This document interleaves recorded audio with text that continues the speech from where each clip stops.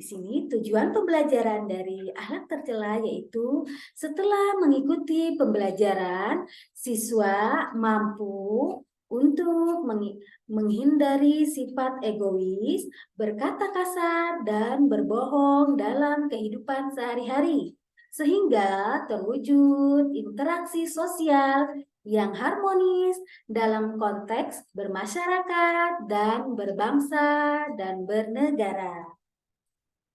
Baik, anak-anak, di sini ada hal yang akan kita pelajari tentang akhlak tercela.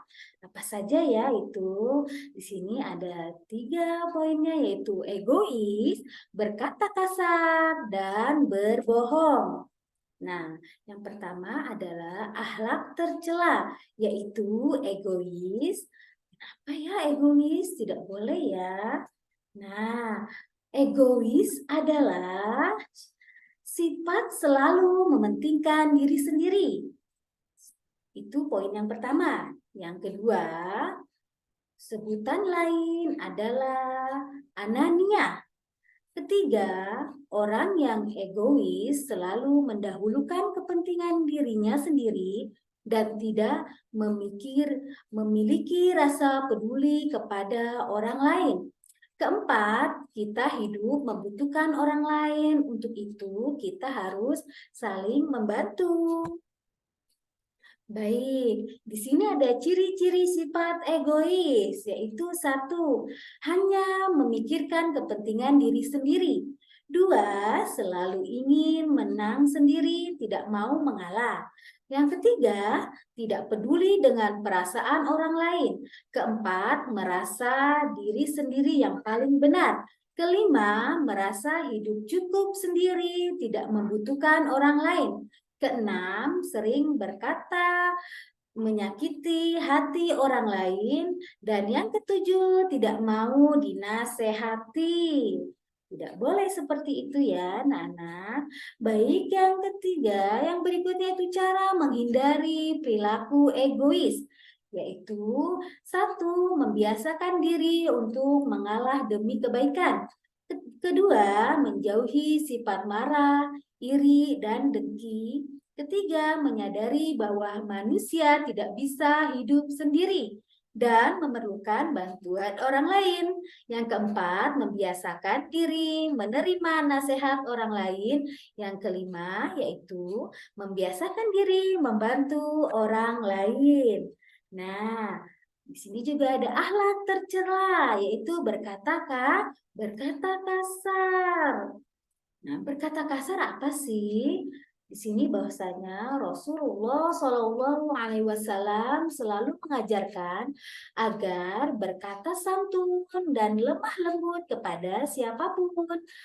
Lawan berkata santun adalah berkata kasar. Berkata kasar adalah mengucapkan kata-kata yang dapat menyinggung atau menyakiti hati orang lain. Kita harus selalu berhati-hati dalam berbicara agar tidak menyakiti hati siapapun. Nah, kemudian di sini ada contoh berkata kasar, yaitu 1, memanggil orang lain dengan berteriak. 2, memanggil nama orang lain dengan sebutan nama hewan atau binatang yang menjijikan. Ketiga, mencela, menghina, dan memfitnah. Yang terakhir, keempat, membicarakan keburukan orang lain. Nah, di sini ada akibatnya loh dari perilaku berkata kasar, yaitu 1, tidak disukai orang banyak. 2, dapat menimbulkan permusuhan. 3, dapat menyakiti hati orang lain. 4, dibenci Allah dan mendapat dosa.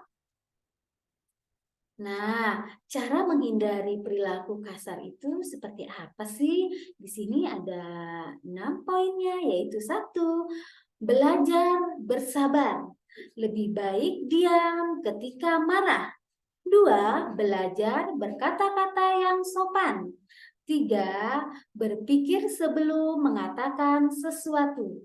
4. Bergaul dengan teman-teman yang baik.